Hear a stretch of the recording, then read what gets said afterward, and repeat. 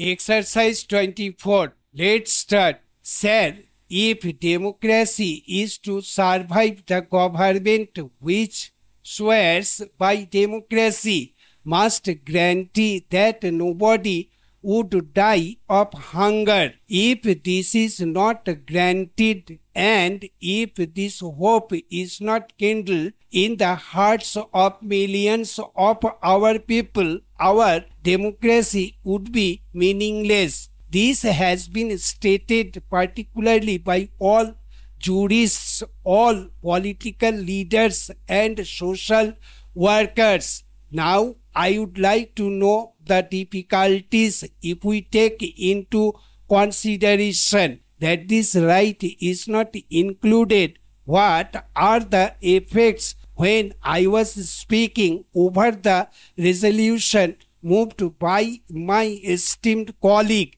regarding northeastern situation? I made a mention that the time had come when you should provide work to the people or allowance if the work could not be given. At that time, the Honorable Minister had said that was a matter which concerned the Law Ministry. Therefore, I would like to invite the attention of the Law Minister again on this particular point. Para. There is a problem of law and order in this country. The crime is on the increase. There is dissatisfaction everywhere. There is unrest amongst the students. Students feel that even if they take any number of degrees, they are not assured of a job. We all know that with 90% marks, they do not get even admission in medical colleges, in engineering colleges. Even after getting MBBS and BE degree, we are seeing what is happening in Delhi. Questions are being raised in this particular house. The number of people below poverty line is increasing every year. If we see this particular data, I think a time has reached when we must introspect and find out the reasons for the same para. The question that arises then is how these people are to live. May I ask the Honorable Minister a question? Should they starve? If they declare that they are going to die, you would prosecute them for an attempt to commit suicide. Should they beg?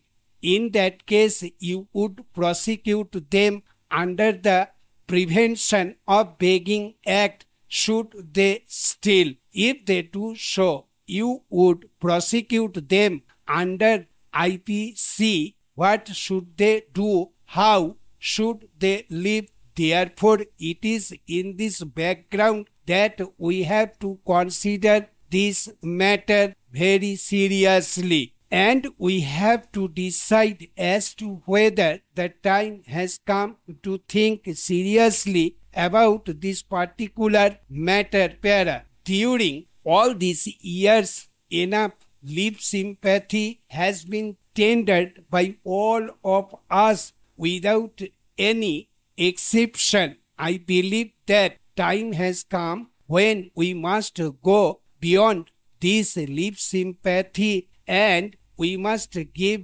something in the shape of concrete proposal so that the government and the parliament can tell the downtrodden and unemployed and affected people that the Parliament of India really means business and that it does not believe in giving only lip sympathy. If we take into consideration this particular aspect, and if we really enshrine this particular right in the Constitution, I believe a new hope will be kindled in the hearts of the millions of young people in our country. Younger people will feel that when they would attain the age of 18, it should not be necessary for them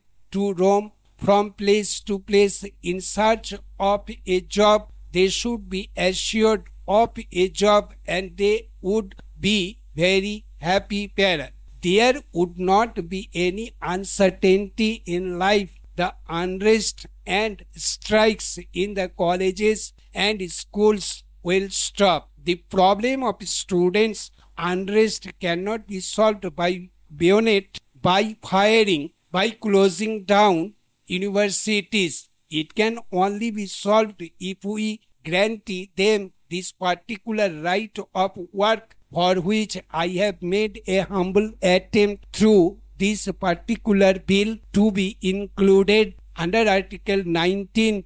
We see in big cities the trek of thousands and thousands of people from the villages in search of jobs. The position in my district is that every month money orders worth rupees 1.80 crores are received from Bombay from the Ratnagiri citizens living in Bombay. There are no youngsters in the villages. Only persons live in the villages looking after agriculture. This is happening because we could not provide any work to people in the village. When these people go to the metropolitan cities for work, do they get it? I am reminded of an old adage to which a reference was made by our Honorable Finance Minister, a very interesting adage which is applicable here. On in a dark night and a dark room, people go in search of black cat when in fact there is none. This is the position with reference to jobs in the metropolitan cities.